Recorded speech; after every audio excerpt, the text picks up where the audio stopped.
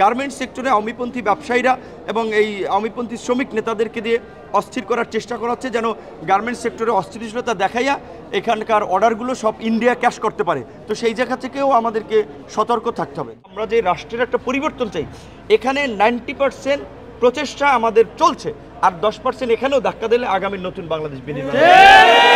সেই ধাক্কাটা ট্র্যাক দিয়ে গণ অধিকার পরিষদ, আমরা গণ অধিকার পরিষদ এবং গণ অধিকার পরিষদের যে অঙ্গ সংগঠন, সহযোগী সংগঠন, ছাত্র, যুব, শ্রমিক, পেশাজীবী, প্রবাসী অধিকার পরিষদ, সব পর্যায় থেকে কিন্তু আমরা যে কোনো দাবি দেওয়া আদায়ে সবার আগে রাজপথে ছিলাম, যে কোনো অন্যায়ের প্রতিবাদে সবসময় অগ্রভাগে ছিলাম। ইভেন আজকে ধরেন যেই একটা সফল ছাত্র আন্দোলনের মাধ্যমে একটা সফল গণ অভ্যুত্থান হয়েছে, এই গণ অভ্যুত্থানের বীজও কিন্তু আমরা 18 সালে বপন করে দিয়েছিলাম, আপনারা জানেন। এবং আজকে যে রাষ্ট্র সংস্কারের যে দাবি উঠছে, আমরা কিন্তু 2021 সালে আমরা কিন্তু এই রাষ্ট্র সংস্কারের আপনার লক্ষ্যেই কিন্তু গণ অধিকার পরিষদ নামক এই রাজনৈতিক দল ঘোষণা করি। এবং সেখানে যদি আমাদের ঘোষণাপত্র, আমাদের কর্মসূচি, লক্ষ্য উদ্দেশ্য দেখেন, সেখানেই পরিষ্কারভাবেই আমরা বলছি যে, যেমন আমাদের স্লোগানটা ছিল যে জনতার অধিকার আমাদের অঙ্গীকার, আমাদের অঙ্গীকার দেশ হবে জনতার, অর্থাৎ জনগণের যে রাষ্ট্র, একটা গণতান্ত্রিক রাষ্ট্র, আমরা রাষ্ট্রের সেই চরিত্র বাংলাদেশের দেখতে পাইনি। রাজনৈতিক দলগুলো যেই যখন ক্ষমতা এসেছে, রাষ্ট্রীয় প্রতিষ্ঠানগুলোকে কুক্ষিগত করার চেষ্টা করেছে, নিজেদের মতো করে দলীয়করণ করেছে, যার ফলে রাষ্ট্র হিসেবে মানে বাংলাদেশ বা রাষ্ট্র তার চেহারা হারিয়েছে, যার ফলে হচ্ছে জনগণ আসলে তার কাঙ্ক্ষিত রাষ্ট্র পায় নাই। যেই কারণে আমরা বলছি যে জনগণের অধিকারটাই আমাদের অঙ্গীকার এবং জনগণের রাষ্ট্র প্রতিষ্ঠাই আমাদের রাজনীতি। তো সেই জায়গা থেকে আমরা অনেক কাঙ্ক্ষিত বলা চলে যে সেই আপনার লড়াই সংগ্রাম অপেক্ষার পরে আমরা আনুষ্ঠানিকভাবে অফিসিয়ালি নিবন্ধন আমরা পেয়েছি এবং আমাদের ট্র্যাক প্রতীক দিয়েছে। প্রথমত এই নির্বাচন কমিশনের যে নিবন্ধন এবং নির্বাচনের যে বেশ কিছু প্রতীক, এগুলো নিয়ে কিন্তু অনেক টক শোতে, টেলিভিশনে বিভিন্ন মানুষ আলাপ আলোচনা করছে যে একটা নির্বাচনের প্রতীক অনেকগুলো অদ্ভুত প্রতীক এবং হাস্যকর। সেই জায়গা থেকে অনেক প্রতীক আছে যেগুলো পরিবর্তন করা দরকার, কিন্তু আমরা যে প্রতীকটা পেয়েছি, যে ট্র্যাক, এটা আমরা মনে করি যে ভালো আমাদের জন্য। এবং এইটা একেবারেই ধরেন অন্যান্য রাজনৈতিক দলের প্রতীকের সাথে কম্পেয়ার করলে যে এইটা সবাই চেনে, সবার সাথে রিলেটেড, এবং বাসাবাড়ি চেঞ্জ করবেন কিংবা এক জেলা থেকে অন্য জেলায় যে কোনো মালপত্র পরিবহন করবে, ট্রাকই কিন্তু লাগবে। এমনকি এই আন্দোলনেও দেখেছেন এই ট্রাকে করে কিন্তু মানুষ আসে যায়। সো আমাদের কাছে তো এইটা একটা উপযুক্ত বাহন, যে বাহন সবার প্রয়োজন আছে। সেই ক্ষেত্রে মনে হচ্ছে যে আপনার এটা একটা ভালোই, এবং আমরা সন্তুষ্ট, বিশেষ করে বর্তমান প্রেক্ষাপটে।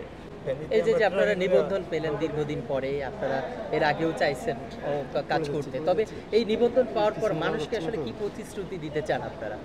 মানুষকে নতুন করে আমাদের প্রতিশ্রুতি দেওয়ার কিছু নাই। আমরা প্রতিশ্রুতি ইতিমধ্যেই যখন রাজনৈতিক সংগ্রামটা শুরু করেছি তখনই আমরা দিয়েছি, এবং বিশেষ করে আমাদের একটা 21 দফা কর্মসূচি আছে, যেটা হয়তো ওইভাবে হাইলাইটস হয়নি কিংবা আলোচিত হয়নি। সেখানে আমরা সুন্দরভাবে বাংলাদেশকে আগামীতে কোন জায়গায় দেখতে চাই, কি কি পরিবর্তন দেখতে চাই, সেই কথাগুলো আমরা বলেছি। যেমন আমরা কিন্তু একটা কথা বলছি যে বাংলাদেশের মতো একটা ওভার পপুলেটেড কান্ট্রিতে, এবং বলা চলে আপনার উন্নয়নশীল দেশ, উন্নত না, সেখানে চিকিৎসা সেবা, চিকিৎসা ব্যয় মেটাতে গিয়ে প্রতি বছর প্রায় 15 থেকে 16% মানুষ নতুন করে দরিদ্র হয়।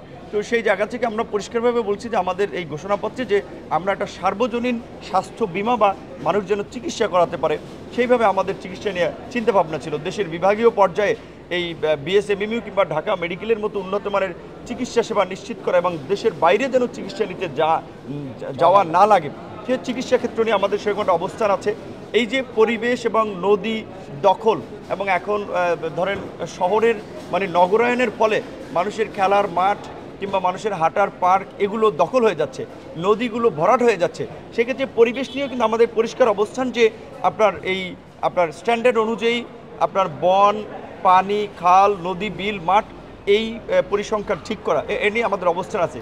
শিক্ষাক্ষেত্রে আমরা কিন্তু বলছি যে বাংলাদেশে যে গিনিপিগের মতো এক এক সময় এক একটা পাঠ্যক্রম, শিক্ষা কারিকুলাম আপনার টেস্ট করা হয়, যার ফলে আমাদের শিক্ষা ব্যবস্থাটা আমি মনে করি একটা শক্তিশালী জায়গায় যেতে পারেনি।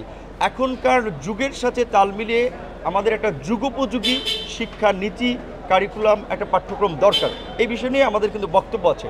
আমাদের এখানে বিভিন্ন জাতি সত্তার মানুষ বাস করে, প্রত্যেকের স্বাধীনতা অধিকারের প্রশ্নেও আমরা কিন্তু সুস্পষ্ট অবস্থান আছে। তো সেই দিক থেকে আমরা এটুকু বলবো যে গণ অধিকার পরিষদ ঘোষণার দিন যে স্লোগান যে জনতার অধিকার আমাদের অঙ্গীকার, এই জনগণের অধিকার প্রতিষ্ঠাই আমাদের রাজনৈতিক আপনার মূল লক্ষ্য উদ্দেশ্য। সেক্ষেত্রে প্রত্যেক শ্রেণী পেশার মানুষের অধিকার আমরা প্রতিষ্ঠায় সবসময় সোচ্চার থাকবো, মানুষের জন্য কাজ করার চেষ্টা করবো। আর একটা প্রশ্ন আছে, সেটা হচ্ছে আপনারা ছাত্র আন্দোলন চলাকালীন আপনি বলছিলেন আর মাত্র 10% ধাক্কা, সেই ধাক্কাটা কি আসলে আপনার কথা শুনেই দিয়েছিল শিক্ষার্থীরা, নাকি সাথে আরো যারা ছিল তারা যুক্ত হয়েছিল? আপনার কাছে কি মনে হয়? এই যে একটা মানে অসম্ভব আমরা সম্ভব করেছি, এটা কিন্তু কোনো দল, গোষ্ঠী, সংগঠনের একক প্রচেষ্টা এটা হয়নি। কিন্তু আপামর জনসাধারণ যার যার জায়গা থেকে সাংবাদিক, শিক্ষক, ছাত্র, জনতা, শ্রমিক সবাই চেষ্টা করেছে। হয়তো আমার বক্তব্যটা তাদেরকে এনকারেজ করেছে, একটু উৎসাহ দিয়েছে, কিন্তু আমার এই বক্তব্যই একেবারে সব হয়েছে আমি এটা মনে করি না। সবার প্রচেষ্টায়, সবার সংগ্রাম এবং সবার ত্যাগের মধ্যে দিয়েই এই পরিবর্তন হয়েছে, এবং সেই সমস্ত সংগ্রামী ত্যাগী বীর জনতাকে আমরা সম্মান করি, শ্রদ্ধা জানাই। এবং এই যে মানুষের একটা প্রত্যাশা যে একটা নতুন রাজনীতি, নতুন পরিবর্তন, সেই ক্ষেত্রে এই যে নতুন জেনারেশনের দল হিসেবে কিন্তু গণ অধিকার পরিষদের যাত্রা আনুষ্ঠানিকভাবে শুরু হয়েছে। এবং আমার দৃঢ় বিশ্বাস, আমরা যেটা পরিষ্কারভাবেই বলছি যে ওই হাসিনার পতনে যেমন বলেছিলাম যে 90% পতন হয়ে গেছে আর 10% ধাক্কা দিতে হবে, আমিও মনে করি আজকে আমরা যে রাষ্ট্রের একটা পরিবর্তন চাই, এখানে 90% প্রচেষ্টা আমাদের চলছে, আর 10% এখানেও ধাক্কা দিলে আগামী নতুন বাংলাদেশ বিনির্মাণ। সেই ধাক্কাটা ট্রাক দিয়ে গণ অধিকার পরিষদ, ডাক্তার সহ যে কোনো পেশাজীবী আপনার সেটা হোক শিক্ষক কিংবা সাংবাদিক, অন্যায়ভাবে উদ্দেশ্যপ্রণোদিতভাবে কাউকে হয়রানি করা, হেনস্থা করা, লাঞ্ছিত করা, এটার আমরা নিন্দা এবং প্রতিবাদ জানাই সবসময়। এবং এই সাম্প্রতিক যে ঘটনাটি ঘটেছে, দেখেন ডাক্তাররা তো তাদের আপ্রাণ চেষ্টা করে যাচ্ছে। এই সময়ে হয়তো সবার মন মেজাজ সেন্টিমেন্ট একরকম থাকে না, কিন্তু আমরা যে নতুন বাংলাদেশ বিনির্মাণ করতে চাই সেখানে আমাদেরকে অনেক সহনশীলতা এবং ধৈর্যের পরিচয় দিতে হবে, সবাইকে কাঁধে কাঁধ মিলিয়ে আপনার এগিয়ে যেতে হবে। এখন আপনারা একটা বিষয় জানেন যে পতিত স্বৈরাচার সরকার এবং তাদের প্রধান পৃষ্ঠপোষক আমাদের প্রতিবেশী দেশ ইন্ডিয়া নানানভাবে কিন্তু বাংলাদেশকে অস্থিতিশীল করা, বাংলাদেশে একটা রাজনৈতিক অস্থিরতা তৈরির জন্য ষড়যন্ত্র করে যাচ্ছে। বিভিন্ন সেক্টর, গার্মেন্টস সেক্টর, সাংবাদিক বলেন, ডাক্তার বলেন, কিংবা আওয়ামী লীগের অনুসারীদের বলেন, তাদের মাধ্যমে একটা অপতৎপরতা চালাচ্ছে। সেই জায়গায় আমাদের মধ্যে যদি ঐক্য না থাকে, সহনশীলতা না থাকে, সম্প্রীতি যদি না থাকে, তাহলে কিন্তু এই বিপ্লবের আপনার সুফল আমরা জনগণের কাছে পৌঁছতে পারবো না। তো ডাক্তারদের সাথে যে ঘটনাটি ঘটেছে সেটি অনাকাঙ্ক্ষিত, এটা হওয়া উচিত না। এবং এই ধরনের অতি উৎসাহী কাজ থেকে আমি আমাদের দলের পক্ষ থেকে সবাইকে বিরত থাকার অনুরোধ জানাই, এবং কিছু হলেই যে আন্দোলন শাটডাউন বন্ধ করে দেওয়া, এগুলো আবার অতি উৎসাহী কাজ, এগুলো পরিহার করতে হবে। ডাক্তারদের উদ্দেশ্যে কি বলার থাকবে? ডাক্তারদের উদ্দেশ্যে বলার যে ডাক্তারদেরকে আপনার বলা চলে যে তাদেরকে সেকেন্ড গড বলা হয়ে থাকে, বিকজ দুনিয়াতে মানুষের আল্লাহ যখন রোগ শোক দেয় তখন আল্লাহ ডাক্তারদের উসিলায় মানুষকে সুস্থ করে তোলে, মানুষ তাদের কাছে শরণাপন্ন হয়। তো সেই জায়গা থেকে তারাই যেটা মহৎ পেশায় আছেন, তারাও এইরকম ছোটোখাটো ঘটনা প্রশাসনিকভাবে একটু দক্ষতার সাথে ডিল করবেন।